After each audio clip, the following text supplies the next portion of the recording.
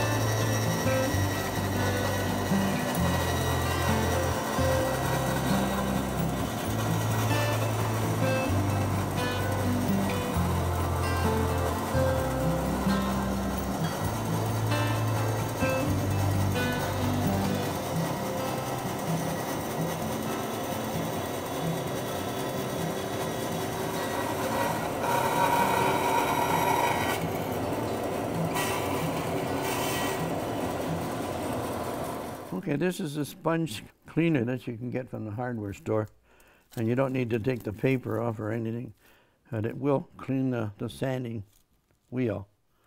So I'll turn it on.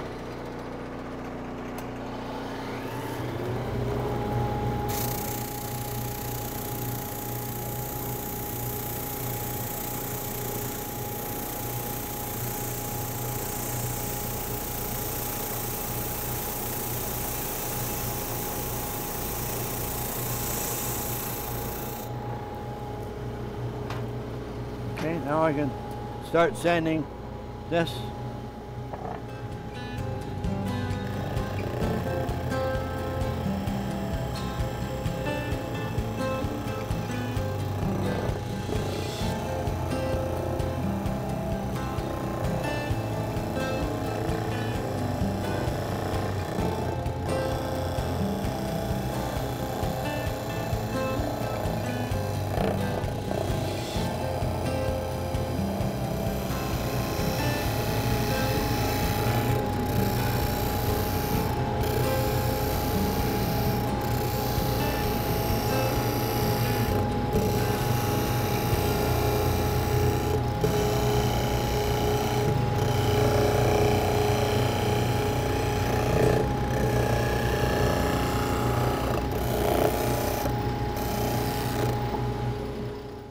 Okay, this is a sanding machine that I've built. It's for doing wide surfaces, and it just takes the rough edges off. So I'm just going to be doing the bottom part of this, and I'll show you the reason why for later.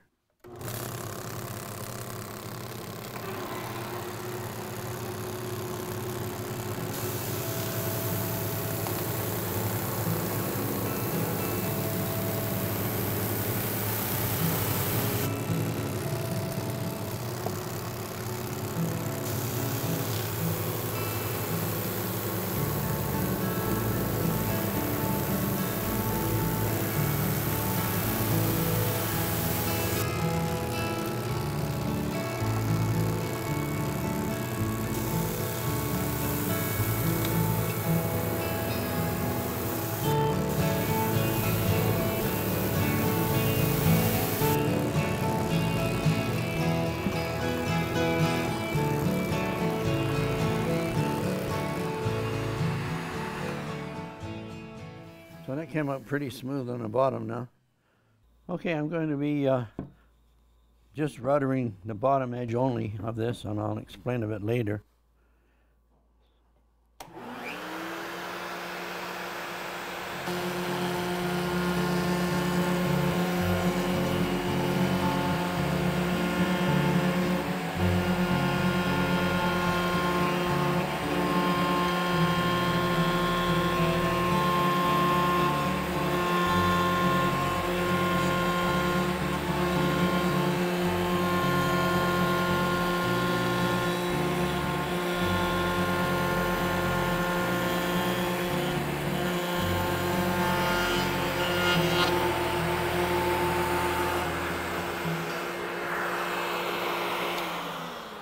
I've got to now put this Lazy Susan on.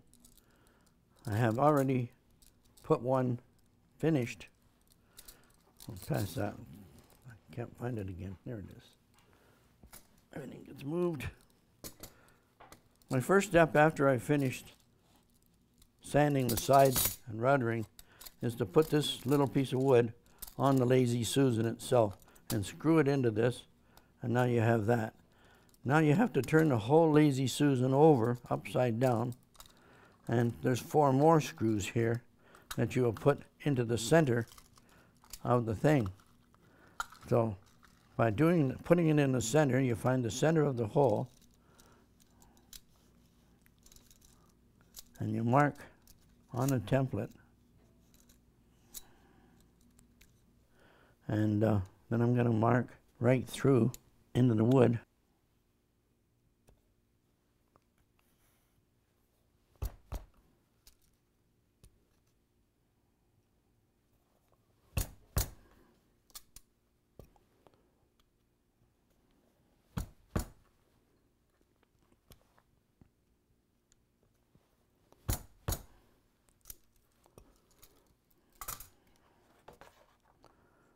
Now we got 4 little tiny holes here, and I have to go and drill a small drill to drill into here so I can put the screws in.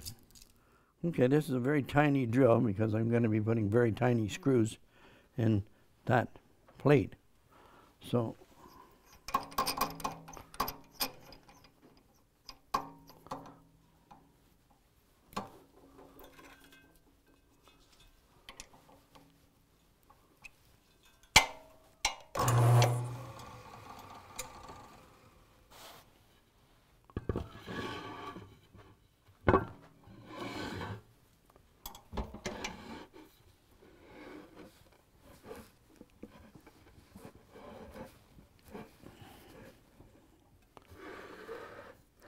now I don't want this to go right through, so I'm going to set my stop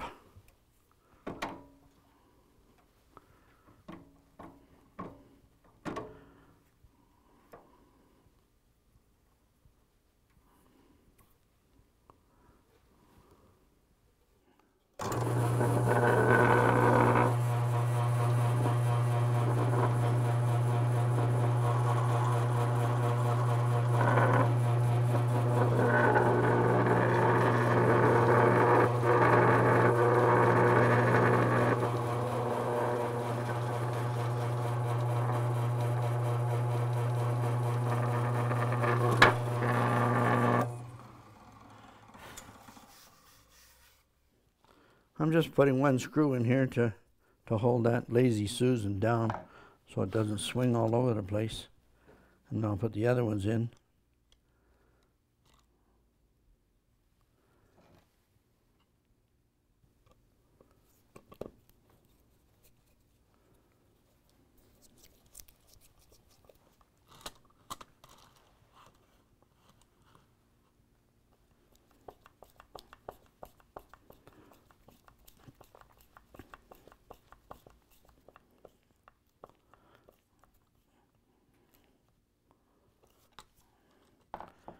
Now that I've got it all attached, including the little piece of wood that's attached to the Lazy Susan, you turn it over and give it a bit of a spin. You see that it's working all right. Now you have to, at this point, turn around and take these all off again because when you put the top part on, these holes have to be drilled. Otherwise, you'll break the top pieces.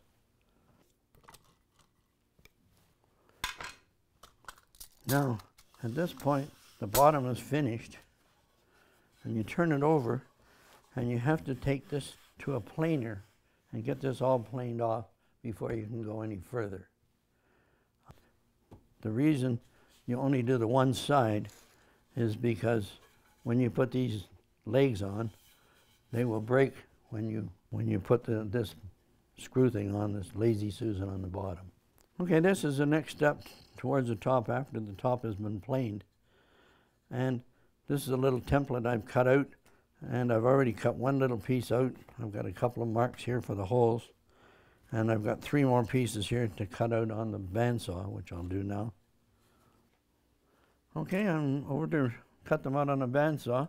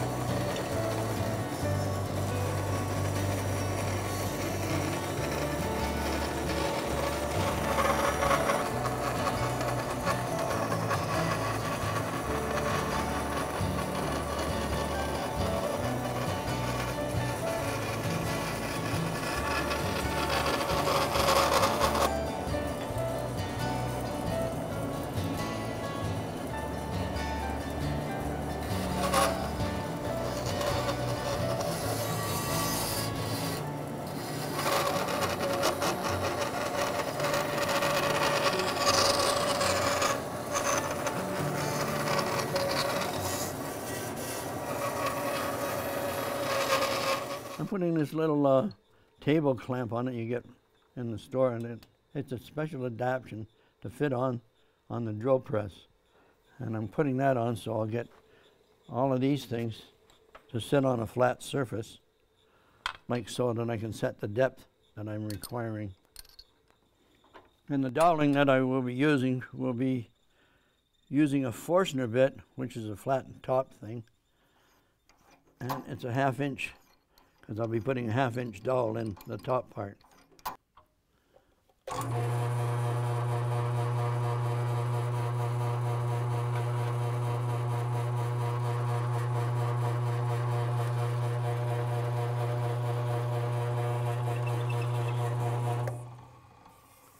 The drill's not tight.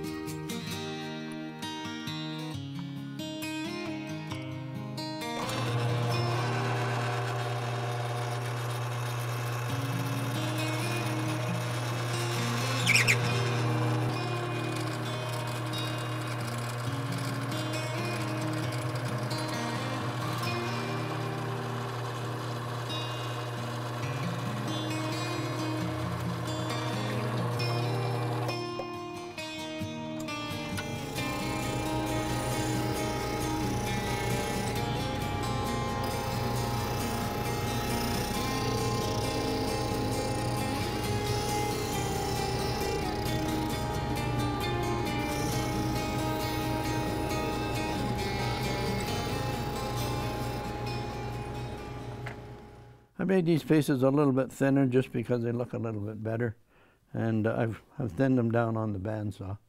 and then I sanded them. And now I'm going to be sanding the inside circle with the drill press.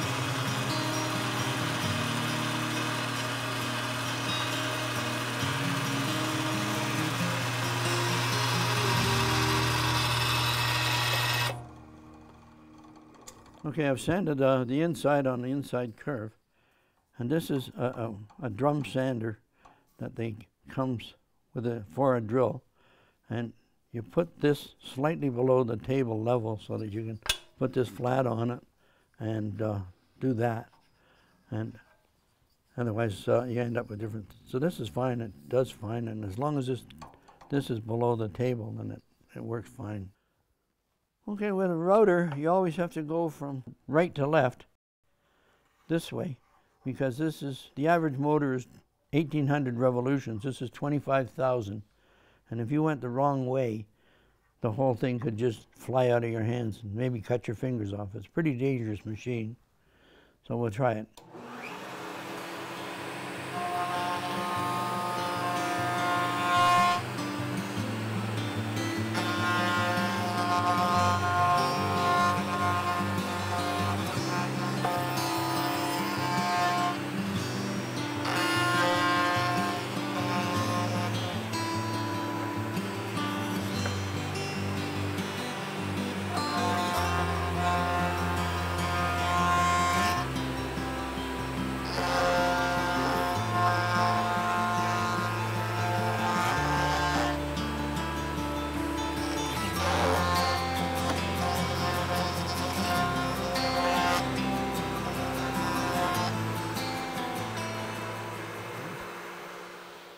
Okay, I've put the dowels in these, and these are just 1/2-inch dowels, and I've drilled 1 1/2-inch hole, and I put it in, and I put this is a 4-inch piece of just scrap wood, and this is approximately my distance between each one, and there'll be someplace around that.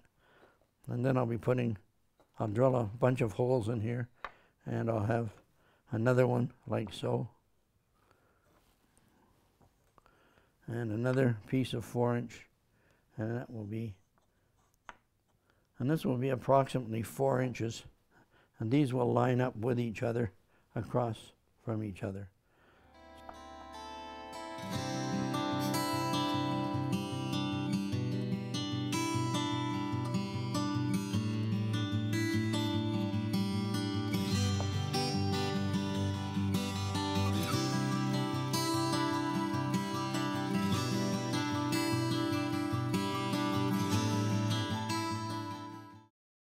Okay, the difference between the two drills, one is a pointed one, which is drilling for right through pieces of wood. A Forstner bit has a flat top on it, because in this case I only want to drill halfway down, and then it'll have a flat bottom, so that when I put a dowel in it, the dowel just goes in to a certain depth that I've set, and that just works fine.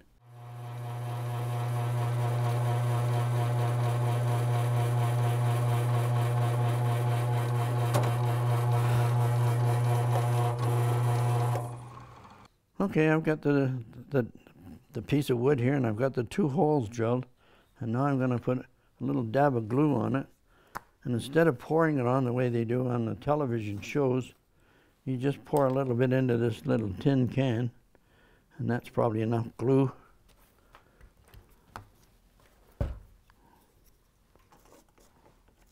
The old can. I'm just going to put a bit of glue in here.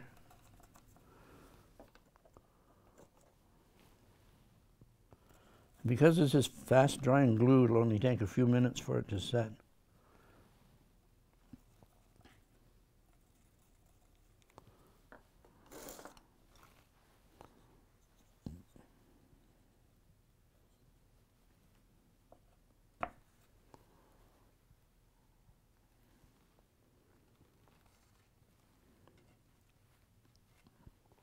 Okay, I've put the other 4 pieces in, and I've used my fancy gauge here, and that's usually about the right distance between them. As I said before, this is fast drying glue. It'll only take a few minutes. I finished putting the other 4 in, and except for putting a thing on the bottom, then this is completed except for staining and finishing and stuff, and I'll do that next. And the reason for drilling those holes in, now it becomes obvious, because by trying to put one of these on through hardwood, you'd be putting a tremendous amount of pressure on here. This way the holes are already drilled, and makes it much easier on the wood and you too.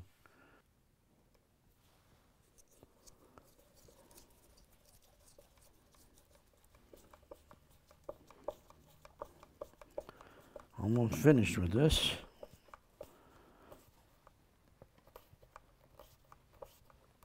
There we are. And it's finished. And there you have it.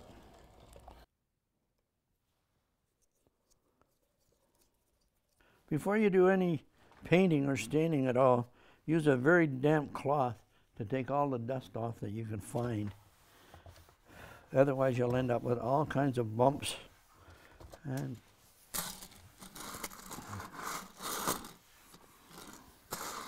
this is just slightly damp, so it's taken off most of the dust. And I use Varathane because it gives a better finish, but you can't use Varathane straight out of a can. It must be diluted. So my good old salmon can again comes in handy. This has Varathane that has been cut about 30%.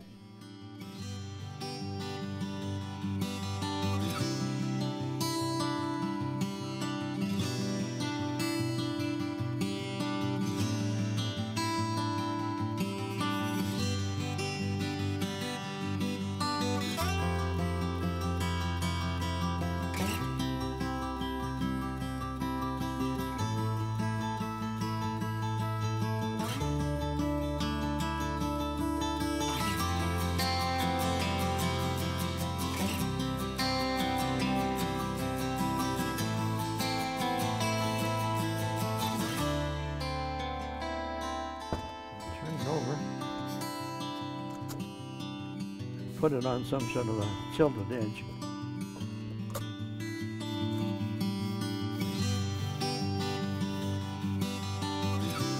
Usually on the first coat, because it's fairly thin, it'll just to be absorbed.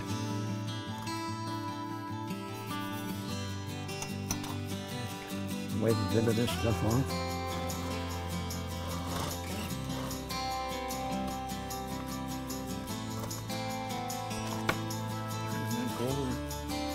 Put the rough side down and kind of just check this.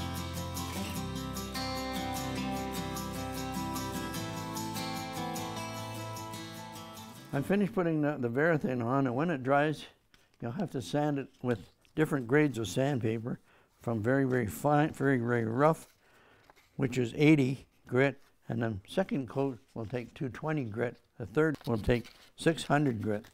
And this will be very fine. Takes about 4 coats to finish one of these properly. So that concludes the program for today. So thanks very much for watching. This is Ron Rushworth.